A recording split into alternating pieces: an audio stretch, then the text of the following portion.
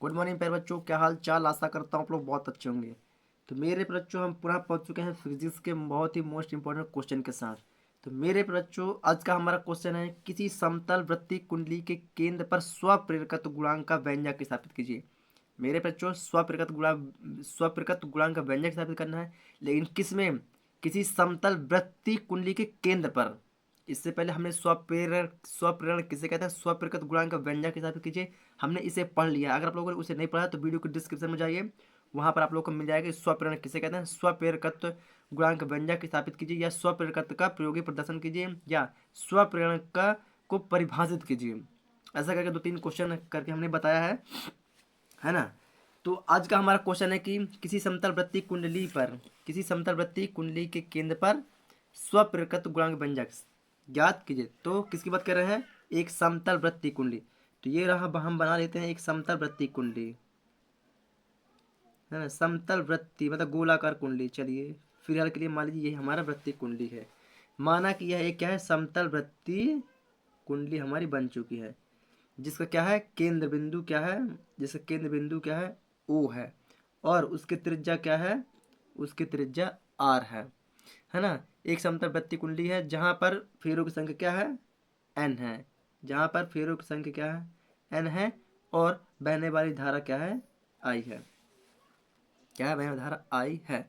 चलिए एक बार पुनः रिपीट करेंगे कि माना कि एक समतल वृत्तीय कुंडली की केंद्र बिंदु क्या है, ओ है, और त्रिज्या आर है। एक समतल वृत्तीय कुंडली है, आर त्रिज्या की एक समतल वृत्तीय कुंडली है जहाँ फेरों की संख्या एन तथा उसमें बहने वाली धारा आई है। आशा करता हूँ आप लोग समझ पा रहे होंगे। चलिए एक बार लिख के बता देता हूँ। माना कि ओ केंद्र और आर त्रिज्या की एक समतल वृत्तीय कुंडली है, एक समतल वृत्तीय कुंडली है जहां फेरों की संख्या क्या है, एन है, जहां फेरों की संख्या एन है तथा बहने वाली धारा आई है। कोई दिक्कत? माना कि ओ केंद्र और आर त्रिज्या की एक समतल वृत्तीय कुंडली है, है ना, समतल वृत्तीय कुंडली जहां फेरों की संख्या एन और बहने वाली धारा आई है। तो उसके केंद्र पर चुंबकीय क्षेत्र की तीव्रता, तो उसके केंद्र पर, कहाँ है ये, केंद्र पर चुंबकीय क्षेत्र की तीव्रता, चुंबकीय क्षेत्र की तीव्रता को किससे प्रदर्शित करते हैं, बी से। और इससे पहले हमने ज्ञात कर चुका है चुंबकीय क्षेत्र की तीव्रता का व्यंजक, जिसका मान क्या होता है, μ0/4 पाई इंटू 2 पाई I/N/R, 2 पाई I/R। ये हम बहुत ही प्रॉपर तरीके से इन्हें पहले अक्षीय स्थिति और निरक्षीय स्थिति में ये सब चीज़ें हमने पढ़ लिया है ना। चलिए तो यहाँ पर हम देखते हैं क्या कट रहा है हमारा, ये पाई से ये पाई, 2 एकम 2, 2 दूनी 4 कट चुका है यहाँ पास। तो क्या बचा यहाँ पर हमारा, b बराबर म्यू जीरो बटे 2r। कोई दिक्कत नहीं। यदि अब क्या बोलते हैं, यदि कुंडली के प्रत्येक स्थान पर चुंबकीय क्षेत्र की तीव्रता क्या हो, एक समान हो। यदि क्या बोलेंगे, यदि कुंडली के प्रत्येक स्थान पर चुंबकीय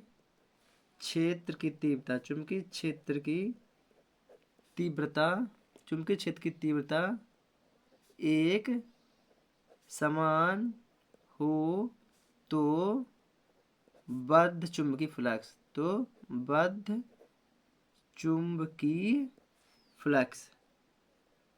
बद्ध चुंबकीय फ्लक्स को किससे प्रदर्शित करते हैं, फाई से बराबर यदि कुंडली के प्रत्येक स्थान पर चुंबकीय क्षेत्र की तीव्रता एक समान हो, मतलब कि चुंबकीय क्षेत्र की तीव्रता क्या होती है बी, और उनमें फेरों की संख्या क्या है एन, और उसका क्षेत्रफल, जो कुंडली है एक गोलाकार कुंडली है तो उसका क्षेत्रफल तो होगा, क्षेत्रफल को किसे पता करते हैं ए से, किसे ए से। चलिए इसको दे समीकरण नंबर 1, क्या दे इसे दे समीकरण नंबर 1, बद्ध चुंबकीय फ्लक्स फाई, फेरों की संख्या एन, चुंबकीय क्षेत्र की तीव्रता बी, और कुंडली का क्षेत्रफल क्या है ए। इसको दे दी समीकरण नंबर 1। इसके आप लोग इसे अपने दिमाग में भी रख सकते हैं, है ना, कि फाई बराबर एन बी ए। समीकरण 1 में बी का मान रखने पर, समीकरण 1 में बी का मान रखने पर, ये बी का मान हमने ये निकाल के रखा हुआ है, तो समीकरण 1 में बी का मान रखने पर, चलिए लिख देते हैं समीकरण 1 में बी का मान रखने पर, समीकरण 1 में बी का मान रखने पर, चलिए मान रख दे रहे हैं।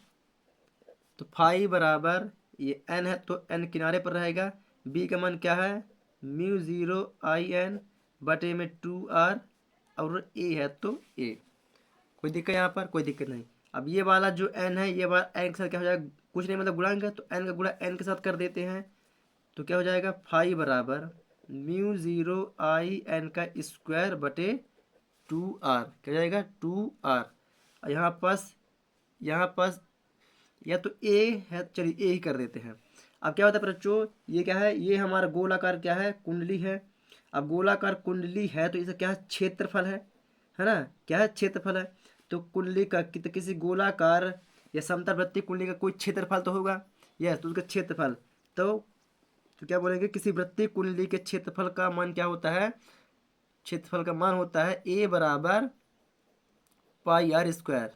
किसी वृत्तीय कुंडली के क्षेत्रफल का मान क्या होता है ए बराबर पाई आर स्क्वायर। तो ए के जगह हम पाई आर स्क्वायर रख सकते हैं, यस रख सकते हैं, क्या रख सकते हैं।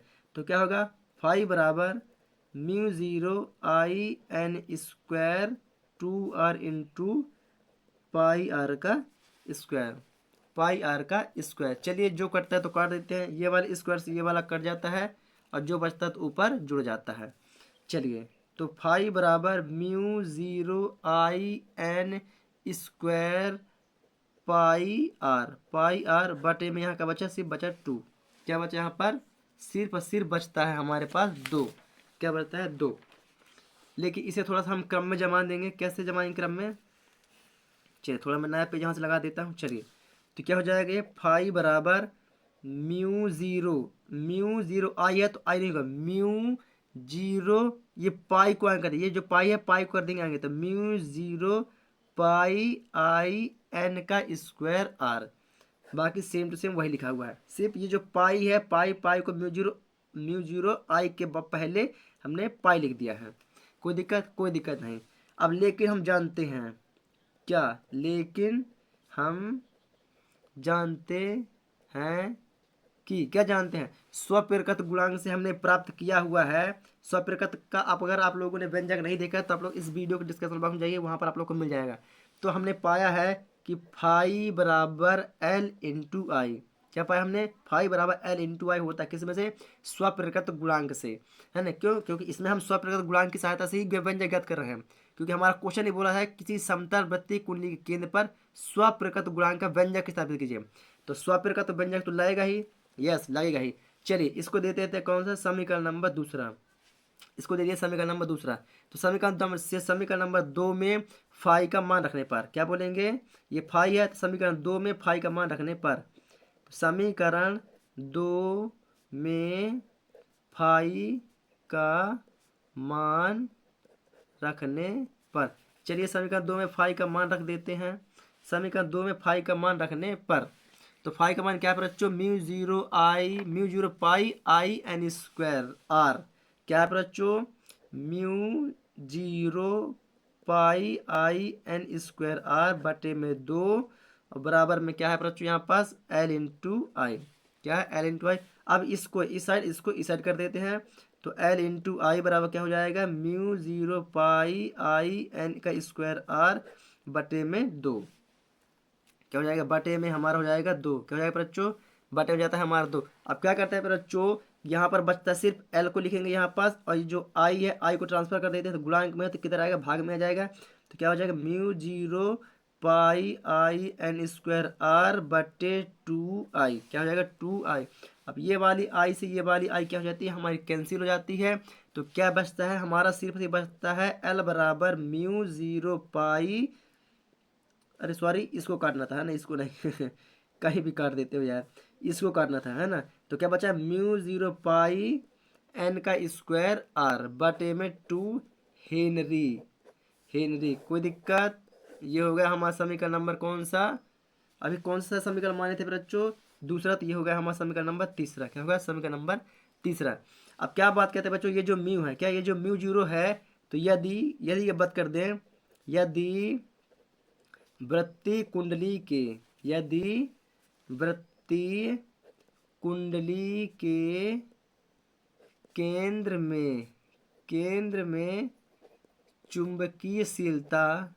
चुंबकीयशीलता म्यू 0 बराबर म्यू हो तो क्या होगा, समीकरण 3 निम्न रूप से परिवर्तित होगा। हो तो समीकरण 3 निम्न रूप से क्या होगा फिर बच्चों, परिवर्तित होगा। चलिए कैसे देख ले रहे हैं, तो ये हो जाएगा एल बराबर म्यू 0 जहाँ पर लिखा है वहाँ पर हो जाएगा सिर्फ म्यू पाई एन का स्क्वायर आर बटे में 2 हेनरी। ये हो गया क्या हमारा आंसर, इसको बोलते हैं समीकरण नंबर 4। समीकरण सॉरी आप लोग दिख रहा है, समीकरण 3 और समीकरण 4 को वृत्तीय कुंडली के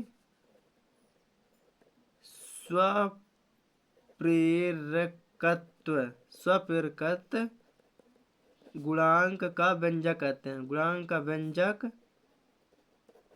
कहते हैं। That proved, that PROVED। आशा करता है बच्चों आप लोग को ये चीज़ समझ में आ गई होगी। समझ में आ गई है तो चलिए चलते हैं अपनी नोट्स कॉपी पर। तो ये रहा फिर बच्चों मेरी नोट्स कॉपी। तो आप लोग नोट्स कॉपी से देख के क्वेश्चन को लिखिए और डायग्राम को बनाइए फटाफट, है ना। वीडियो लंबी ना हो इसलिए मैं वीडियो को थोड़ा फास्ट ऊपर की ओर स्किप कर रहा हूँ। आप लोग वीडियो को रोक के लिखते रहिएगा। चलिए आप लोग डायग्राम बना लिए हैं। डायग्राम को बनाने के बाद यहाँ से आप लोग कहाँ तक ले लीजिए, बी बराबर म्यू 0 IN अपन 2R तक। आप लोग यहाँ तक वीडियो को रोक के प्रॉपर तरीके से लिख लीजिएगा। चलिए यहाँ से वीडियो को ऊपर की ओर स्किप कर रहा हूँ मैं। चलिए अब आप लोग वीडियो को रोक के यहाँ से पूरा उठा के, यहाँ से कुंडली से यहाँ उठा के पूरा 5 बराबर एन म्यू 0 IN 2R यहाँ तक ए, यहाँ तक आप लोग वीडियो को रोक के लिख लीजिएगा फटाफट, है ना। मैं वीडियो को चल के लेके चलता हूँ नेक्स्ट पेज पर। चलिए पहुँच चुके हैं नेक्स्ट पेज पर हम लोग। तो यहाँ पर एक एन था तो एन का गुणा एन के साथ कर दिया तो एन का स्क्वायर हो गया है ना। चलिए बाकी आप लोग सब जानते हैं मैंने कैसे कैसे कराया। तो आप लोग वीडियो को रोक के यहाँ तक प्रॉपर तरीके से लीजिए। 5 बराबर mu 0 pi I N square r upon 2। लेकिन हम जानते हैं कि यहाँ तक आप लोग वीडियो को रोक के लिख लीजिएगा। वीडियो कुछ ज़्यादा लंबी हो रही है पर चलिए थोड़ा सा मैं ऊपर को स्किप कर दे रहा हूँ ना। चलिए आप लोग वीडियो को रोक के L into I mu 0 pi I N square अपन आर का 2, यहाँ तक आप लोग वीडियो को रोक के लिखिए फटाफट। चलिए फिर अच्छो है ना, आप लोग वीडियो को रोक के लिखते रहिएगा फटाफट। चलिए थोड़ा सा वीडियो को ऊपर को स्किप कर दे रहा हूँ मैं। समीकरण 3 निम्न रूप से परिवर्तित होगा। आप लोग यहाँ तक वीडियो को रोक के लिख लीजिएगा। चलिए मैं लेके चलता हूँ अब आप लोग को नेक्स्ट पेज पर।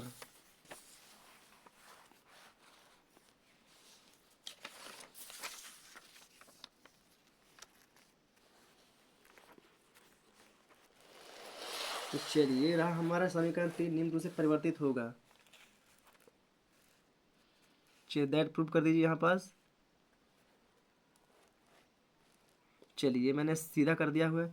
चलिए रहा हमारा आंसर समीकरण नंबर 4। समीकरण 3 और समीकरण 4 को वृत्तीय कुंडली पर स्वप्रेरक गुणांक का व्यंजक कहते हैं। मेरे बच्चों अगर आप लोग को समझ में आया, वीडियो अच्छी लगी तो वीडियो को लाइक करें और वीडियो को ज़्यादा शेयर करें। चैनल पर नए हैं तो रिस्क स्टडी यूट्यूब चैनल को सब्सक्राइब करके बेल आइकन को जरूर दबा लें। हम मिलेंगे आप लोग को एक न्यू वीडियो के साथ, तब तक के लिए जय हिंद।